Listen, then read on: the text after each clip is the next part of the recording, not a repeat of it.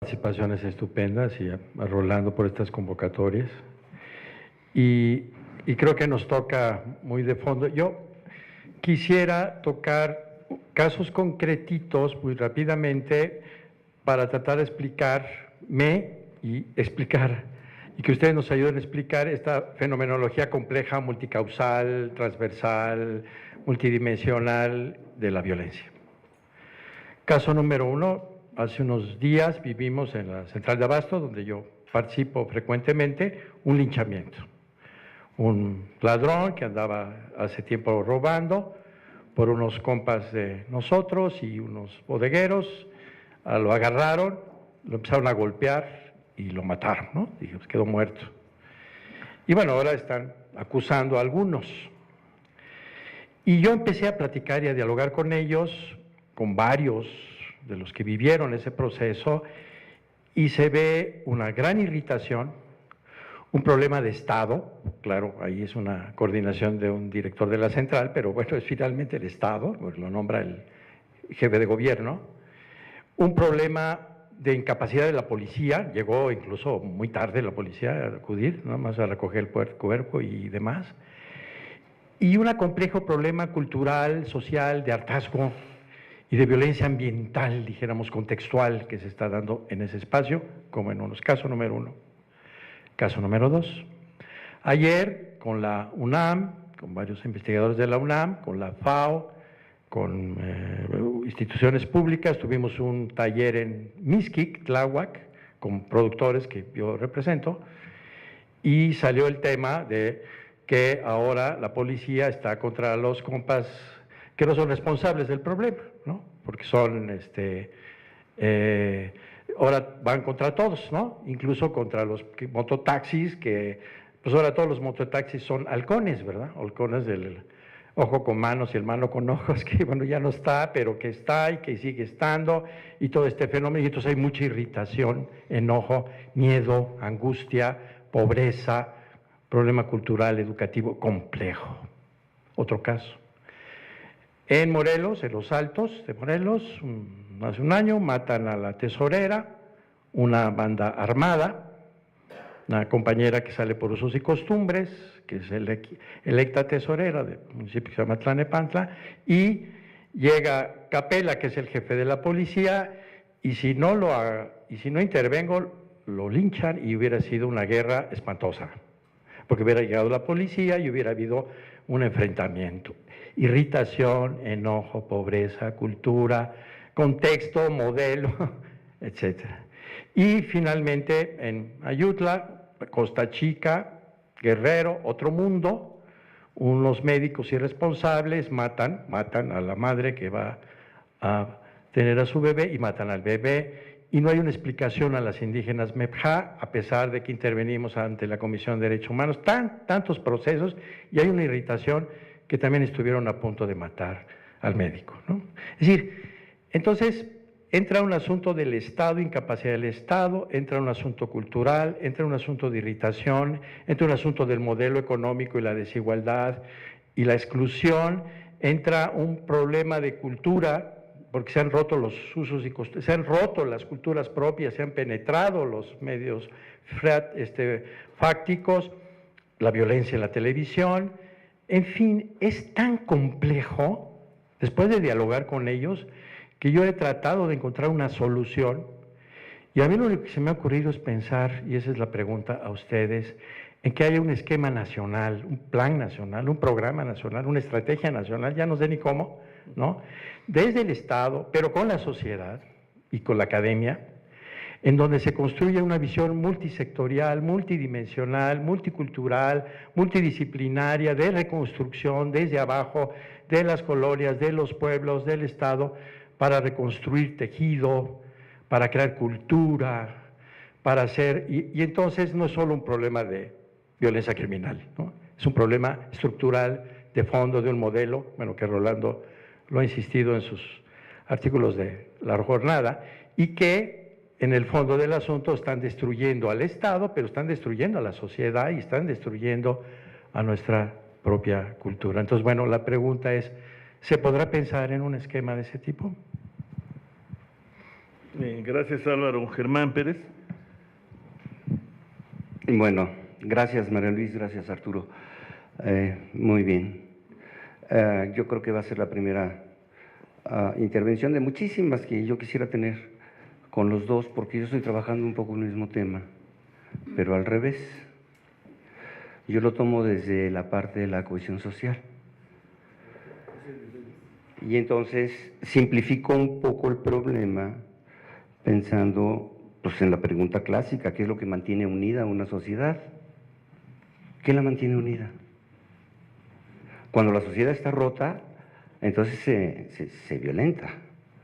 Durkheim llamaba la ruptura de la normatividad interna dentro de los grupos, ya no reconocen las normas que hacen solidario, que crean identidades, que crean también protección al interior de los grupos sociales. Esas rompas por el movimiento social brusco, por el crecimiento económico inesperado, por la creación de métodos de trabajo que crean desempleo, por muchas razones. Pero entonces, yo creo que la pregunta es, ¿qué es lo que mantiene unida a una sociedad? Así lo planteo yo. Y entonces yo pongo, porque hay un debate muy grande por los indicadores. Cuando se habla de cohesión social o de capital social, algunos ponen solidaridad como categoría central, como Bourdieu, como, no sé, otros ponen asociatividad, otros ponen, pues hay unas 15 formas distintas de centrar el problema de la forma en la cual la sociedad se interrelaciona consigo misma. Entonces, lo primero, no puede haber una sociedad cohesionada si no hay legitimidad de origen o si no hay legitimidad en las acciones. Eso es legitimidad en las dos vías. Hay una traición a los intereses representados en el seno de las autoridades, porque las autoridades no actúan en función del interés del individuo. Las políticas que han hecho o creado, acentuado la desigualdad, que han hecho que generaciones pierdan la esperanza, esos 8 millones de ninis que ya vieron cómo sus papás se jodieron durante 50 años y no salieron adelante. Ellos no quieren eso. Ese ejemplo del guachicolero chiquitito que se salió de la escuela porque esos le pagaban 15,000 pesos cuando su papá nunca había ganado más de 3,000, ¿no? La pérdida de la esperanza. La disfuncionalidad de los intentos de políticas públicas, no para protegerse, sino para atenuar la violencia desde el fondo. Se creó el programa de prevención de la violencia, del delito, en la Secretaría de Gobernación. Empezó muy bien, se fue Campa a Derechos Humanos, vino a Eunice, que lo sustituyó en funciones, nunca fue nombrada, no pudo hacer nada, se acabó el año siguiente. Después vino Escobar del PBM y fue el enojo de la sociedad civil y tuvo que renunciar. Y después vino Beñé, pero Beñé pues no le gustó a Videgaray, y en el último acto de Videgaray, el programa que tenía más de 4,000 millones de pesos de presupuesto se quedó en cero. No le dio un solo quinto. Pero, en fin, ese es un punto. El otro es el capital social, el otro es la desigualdad, el otro es la procuración e impartición de justicia. Que trae nuevamente los temas de impunidad y tal. Pero yo me gustaría que platicáramos mucho, porque sí, desde hace mucho tiempo estábamos manejando esto y yo creo que sí hay que simplificarlo porque es de tal complejidad que intervienen tantas cosas que hay una batalla por los indicadores de lo que es la cohesión social. Ojalá y podamos intercambiar más frecuentemente opiniones. Gracias. Gracias, Germán. Francisco Gómez. Gracias a los dos por sus magníficas charlas. Sí, yo tendría un par de opiniones o de preguntas. Sí, el asunto de la dimensión económica ¿sí? Y no en un segundo plano, pero casi en igualdad, la dimensión educativa. ¿Sí? Mario Luis, tú señalas muy puntualmente, ¿sí?, el asunto alrededor de las violencias, de las muchas formas de violencia, ¿sí? Y en un primer nivel hablas de crimen organizado y después bajas a 4 distintos niveles de violencias. Pero aquí me queda siempre la gran duda de la dimensión económica, es decir, hasta dónde, ¿sí?, los asuntos, ¿sí?, que tienen que ver con la profunda desigualdad, ¿sí?, que existe en el país, ¿sí?, te llevan, ¿sí?, a niveles de violencia que desde luego son una responsabilidad intrínseca del Estado, pero que inciden de manera casi, desde mi punto de vista, directa sobre las violencias, sí, y por ende también la parte de la dimensión educativa, es decir, qué tanto, ¿sí?, este olvido del Estado, no olvido, esta falencia del Estado alrededor de la educación, ¿sí?, ayuda, ¿sí?, a entender por qué existen estos niveles de violencia, sí, que con crimen organizado en otros muchos países, pensemos en Europa, pensemos en Estados Unidos, hay crimen organizado y los niveles de violencia, aunque similares según algunos indicadores, no son de la bestialidad que tenemos nosotros, ¿sí? Esos serían los 2 puntos, economía y educación, ¿dónde los colocamos dentro de las violencias? Muchas gracias. Gracias, Francisco. Iván. Buenas noches, soy Iván Monsalvo del programa de Desarrollo Social. Yo me subo al agradecimiento por esta excelente charla. Y hacia el final del comentario de Arturo, pues me robó la pregunta, pero igual la quiero plantear para que Mario nos aclare a qué se refería con pues algunas declaraciones al principio de la exposición. Si las narraciones sobre la violencia comienzan a partir de la administración de Felipe Calderón, podemos suponer que la violencia como fenómeno complejo y como nueva forma de abordar la cuestión social es producto de la política deliberada del combate al narcotráfico o bueno, si no, producto directo en la violencia en la actualidad se comporta de tal manera que ha sido influenciada por esta llamada guerra contra el narcotráfico. Y bueno, una pregunta adicional, ¿qué habría sucedido si el combate al narcotráfico hubiera sido mediante otra vía? No sé, la apertura del mercado de drogas o, bueno, otra vía cualquiera. ¿O qué hubiera pasado si Calderón no hubiera tomado acción alguna? ¿Cómo se habría comportado la violencia? Y pues depende de la respuesta, ¿crees que es injusto o justo culpar a Calderón por el comportamiento de la violencia hoy día, según las acciones que ha tomado? Gracias. Arturo, caballero. Yo me preguntaba si puede haber hegemonía sin violencia, o si puede haber este binomio de dominación-subordinación sin violencia, porque dominación y muerte y represión están en un mismo lado. Por el otro, subordinación, está vida, está el nosotros y está también la resistencia que llega a ser rebelión y luego revolución. Entonces, nos preocupamos por indicadores de violencia y nos preocupamos por la irrupción de esta economía sobre la destrucción. Pues esto es parte del proceso de dominación-subordinación. Y lo que yo veo con esperanza es que desde la subordinación, desde los subordinados, desde donde se encuentran los pueblos originarios y los desplazados de los empleos y todos los que nosotros mismos que somos subordinados de alguna suerte, desde esa posición la violencia se resiste día a día y se resiste de 1000 maneras y se resiste con la política que los subordinados construyen.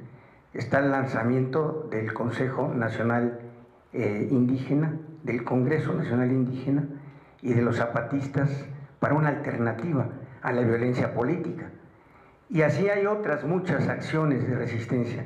Yo creo que tan complicado será entender el crimen organizado como entender a la minería destructiva y violenta, o a la urbanización que es verdaderamente violenta.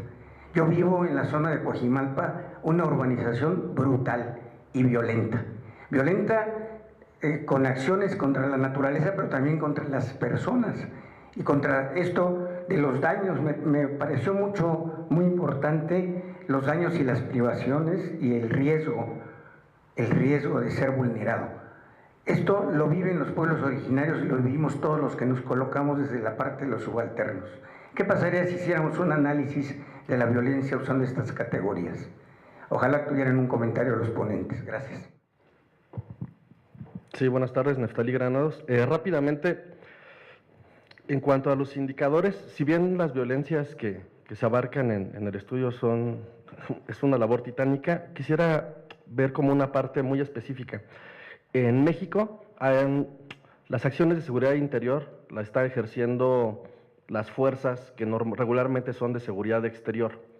¿Hay algún tipo de indicador que se esté trabajando en México o en alguna otra parte del mundo en relación a los operativos que existen? Y en este caso, en un país en donde no hay ejecuciones judiciales, hay delitos como ejecuciones que se les considera extrajudiciales, pero hay una serie de abatimientos, sobre todo en los operativos de la Marina y del Ejército, básicamente de la Marina. Hay un comparativo en el nivel de letalidad de estas fuerzas en términos de seguridad interior que nos puede ayudar a observar el caso mexicano en relación con otros países. Y la otra es que en un momento de excepción, ¿qué tipo de análisis has realizado tomando en cuenta experiencias en otros lados, ¿no? Si existe como alguna metodología para analizar la violencia en momentos excepcionales. El doctor Manuel Álvarez voy a dar por último la palabra.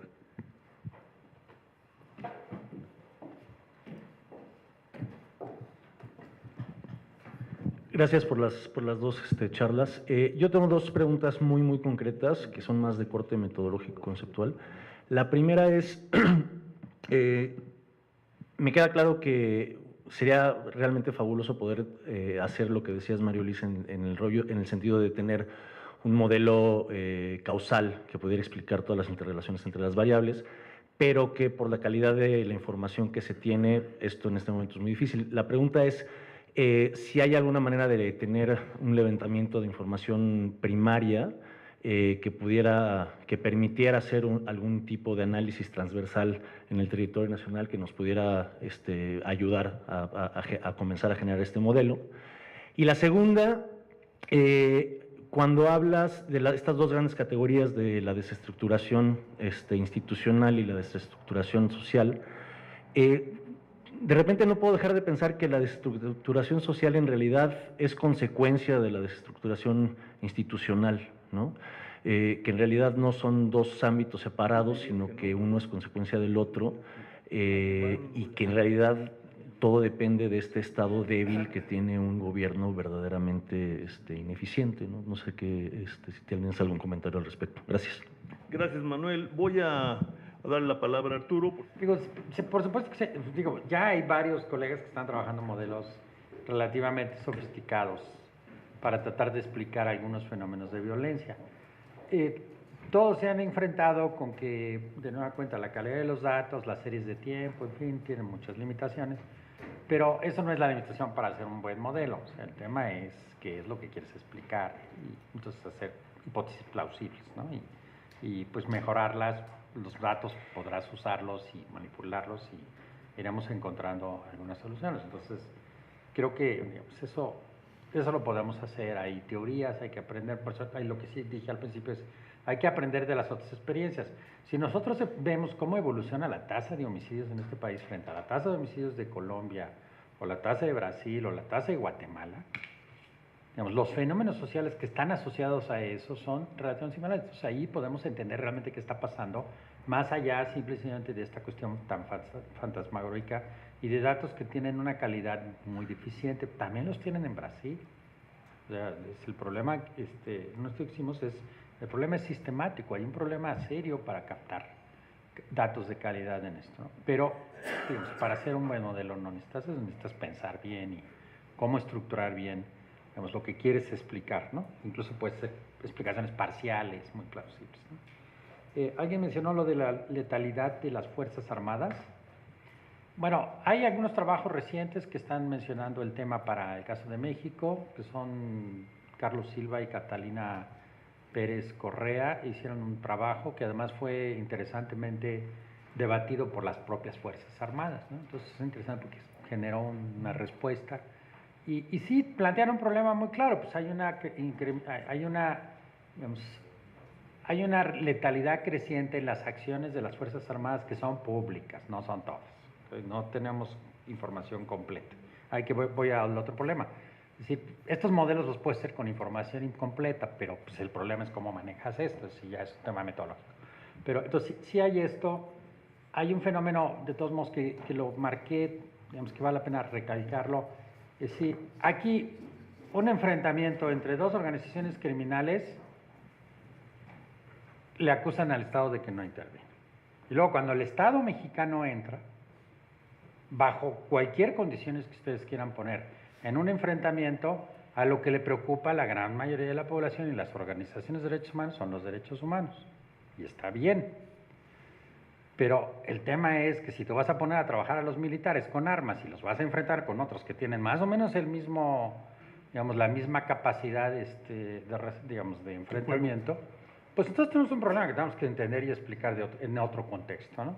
En Estados Unidos ese debate es muy importante, hay que entenderlo, hay que verlo, leerlo. Y en Europa es impresionante, es perfectamente legítimo que las autoridades estatales asesinen, lo que sería en México un asesinato, a cualquier terrorista sin haber sido detenido, sin que haya todas las pruebas completas y que sí haya sido juzgado. Y no se llama ejecución extrajudicial. Y no hay organización de los derechos humanos que diga que fue una ejecución extrajudicial. Entonces, contexto y problemas. Hay que entenderlo. Hay una letalidad creciente que te está también diciendo algo. Pues el Estado tiene ya más capacidad letal de la que tenía hace 10 años. Y lo que está ocurriendo entonces en que los enfrentamientos que tenemos, pues hay una letalidad muy clara. Bueno, en Brasil hay un problema serio de violencia policial, hay un problema serio de ejecuciones extrajudiciales, está discutido, hay hasta protocolos ya para medirlo. En Argentina también es un problema profundo, histórico, ¿no? En Colombia lo que está discutiendo ahora precisamente es qué se va a hacer con todo este fenómeno de las ejecuciones extrajudiciales aparte del acuerdo de paz. Entonces es un tema como para reflexionar para nosotros también. Luego el tema de dominación y violencia, sí. Pues obviamente, pues ¿qué es el Estado? El Estado es una asociación de dominación también, que pretende el monopolio legítimo, lo pretende, eso es un modelo histórico, ¿no? Si no lo tiene como monopolio, no todo el poder del Estado es legítimo, ¿no? El problema que tenemos es que allá hay que entender la dinámica de transformación que ha ocurrido en este país entre el Estado como instituciones políticos representativas y el Estado como también instituciones coercitivas, porque el Estado tiene esa función. Y si no se la damos al Estado y se la damos como monopolio, entonces enfrentamos el problema de los linchamientos y otra cosa, digamos, que le llaman justicia por hermano, pero también es una injusticia, vamos, son ejecuciones extrajudiciales de personas.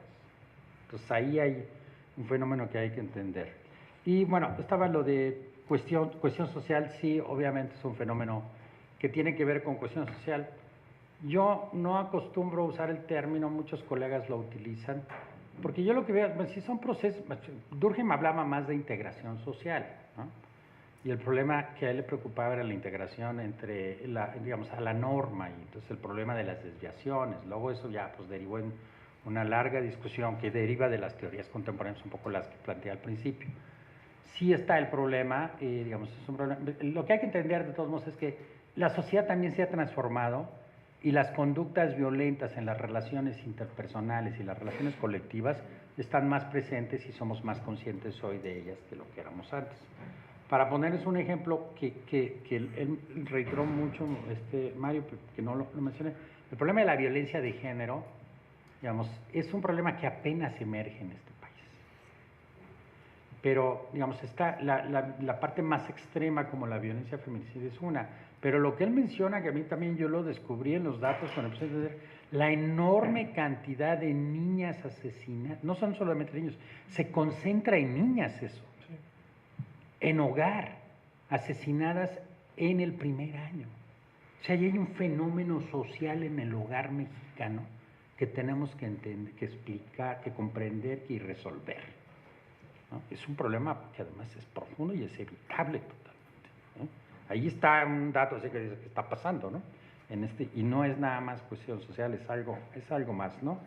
Y bueno, y finalmente lo de programas, sí se pueden hacer programas, el tema es que digamos, la capacidad institucional pública mexicana ha mejorado mucho sus programas, eso es obvio, pero también a la luz de la evaluación sabemos que aunque, o sea, hemos sido muy voluntaristas, sabemos que los programas para implementarlos y para que tengan efectividad, pues están sujetos a muchas contingencias, variables y a una larga exposición de esto. Entonces sí hay que empezar con algo, pero obviamente no podemos esperar resultados inmediatos, ¿no? Gracias, Arturo. Mario Luis. Gracias, Arturo. Don Arturo se refirió a varias ya. Trataré de tomar algunas de las que están también ahí en la mesa.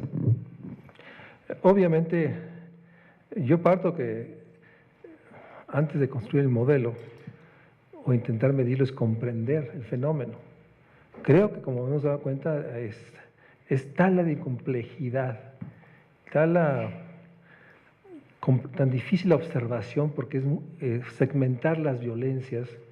Lo que decía, la violencia homicida de una mujer, pues también es violencia emocional, psicológica, pero la dividimos. Entonces ahí nos encontramos con las metodologías de medición del fenómeno tan brutal como puede ser las violencias, que a mi juicio están interrelacionadas, articuladas. Entonces, obviamente tenemos un problema de captación de